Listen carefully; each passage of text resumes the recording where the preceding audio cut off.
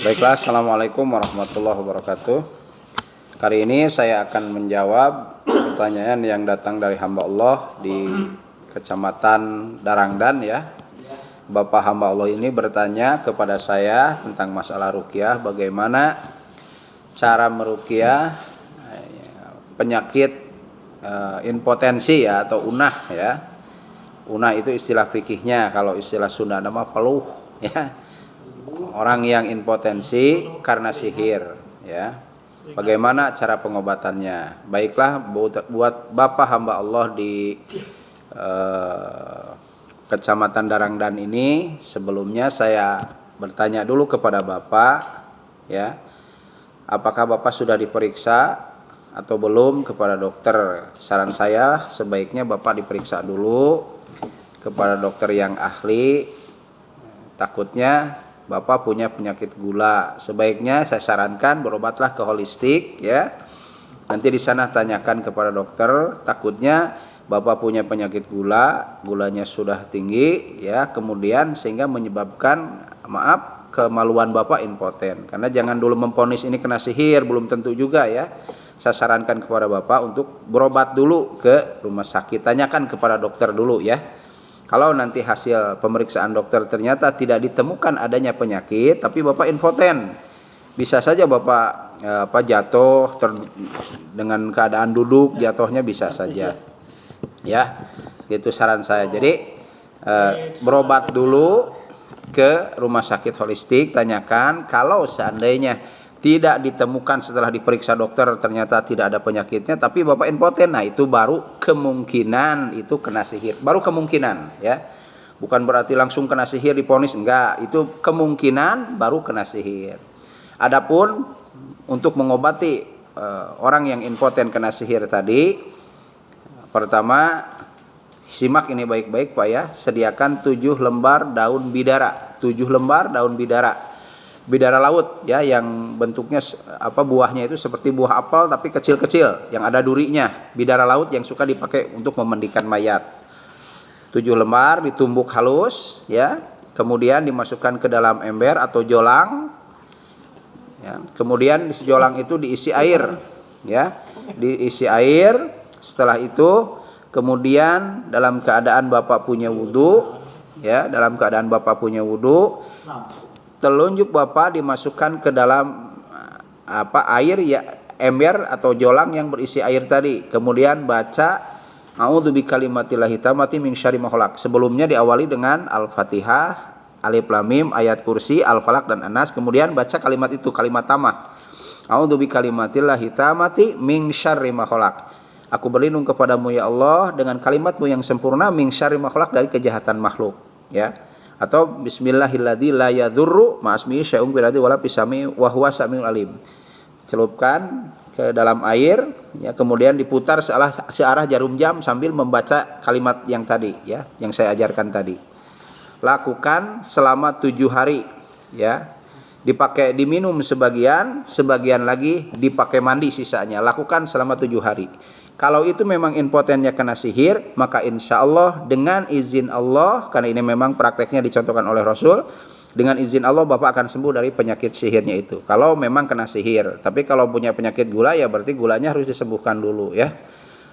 Gula itu penyakit kencing manis lah ya, kalau istilah cek orang Sunda mah gitu. Penyakit kencing manis atau penyakit gula darah. Ya, oleh karena itu periksa dulu ke dokter yang ahli. Kemudian pertanyaan yang kedua, apakah boleh mentahnik anak kecil? Mentahnik itu artinya meweng lah ya, kalau istilah orang Sunda itu. Adalah Rasulullah SAW, adalah Nabi SAW. Beliau tahannaku pernah mentahnik anak tertua dari Abu Musa al-Asy'ari bernama Ibrahim. Ya, ditahnik, dibeweng oleh Nabi. Boleh enggak? Boleh. Karena kalau Nabi yang mentahnik itu adalah Nabi itu orang yang paling sehat sedunia. Beliau tidak pernah sakit kecuali menjelang wafatnya. Itu pun karena diracun ya. Beliau Rasulullah Shallallahu Alaihi Wasallam itu nggak pernah sakit.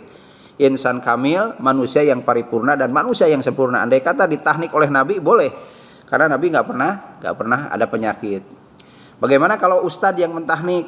Maka saya sarankan jangan kalau ustadz mah ya. Ditahnik anak kita oleh ustadz, takutnya ustadznya bengek, nanti bengeknya kena sama anak kita, ya.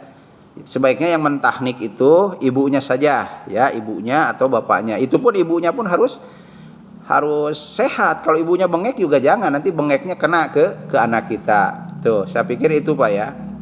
Jadi untuk mentahnik boleh, itu tibun nabawi ya Pak ya, pengobatan cara Nabi, boleh mentahnik tapi dengan orang yang sehat. Sebaiknya ibu dan bapaknya. Tapi ibu dan bapaknya pun, kalau ibu dan bapaknya punya penyakit bengek, jangan, nanti bengeknya kena sama anak kita. Jadi jangan hanya tahu sunnah Rasul saja, tapi perhatikan aspek kesehatannya juga, ya. Kemudian bagaimana melakukan hijamah, dan apakah itu hijamah? Hijamah itu adalah berbekam, ya, berpantik, jadi ngalah darah. Cuman perlu diketahui sama Bapak, ya. Kalau Bapak mau melakukan bekam, jadi satu alat itu hanya untuk satu orang, tidak boleh berganti-gantian. Jadi satu alat bekam itu hanya untuk Bapak saja, jangan sampai digantian sama yang lain. Takutnya nanti kalau dipakai orang lain ada penyakitnya, kemudian dicuci lagi, dipakai lagi sama kita, penyakit itu akan mudah menular lewat darah itu. Menurut buku yang saya baca bahwa penularan penyakit lewat darah itu sangat cepat. Hati-hati ya. Boleh Bapak berbekam, ya, berhijamah, tetapi satu alat itu hanya untuk satu orang, jangan ganti-gantian orang, nggak boleh, ya. Takutnya menurut buku yang saya baca penularan penyakit lewat darah itu sangat cepat sekali, ya. Itu al-hijamatu likulidain, hijamah itu baik untuk tiap-tiap penyakit, tetapi perlu diketahui sama Bapak, ya, tidak semua penyakit itu bisa dibekam. Maka oleh karena itu saya sarankan tanyakan dulu kepada dokter penyakit apa saja yang boleh dibekam. Jadi tidak serta-merta semua penyakit dibekam, enggak. Tidak semua penyakit bisa dibekam. Salah satunya yang saya baca dalam sebuah buku, ya. Dalam buku yang saya baca, salah satu penyakit yang tidak bisa dibekam adalah penyakit gagal ginjal, ya. Gagal ginjal mah kan ditransfusi kalau cuci darah juga. Jadi nggak boleh dibekam. Kedua, penyakit ya diabetes mellitus, penyakit kencing manis itu. Takutnya bekas jarumnya nanti tidak kering, akhirnya menyebabkan bau. Jadi tidak semua penyakit itu bisa dibekam. Oleh karena itu, saya sarankan Bapak berobatlah ke holistik, tanyakan kepada Dr. Husein, ya. Di sini juga ada terapi namanya terapi IICV, ya. Saya pernah membuktikannya. Silakan Bapak buktikan sendiri, dan saya pun alhamdulillah sembuh. Bukan hanya Bapak yang mengalami begitu, saya mengalami sendiri. Ya, mudah-mudahan jawabannya puas, ya.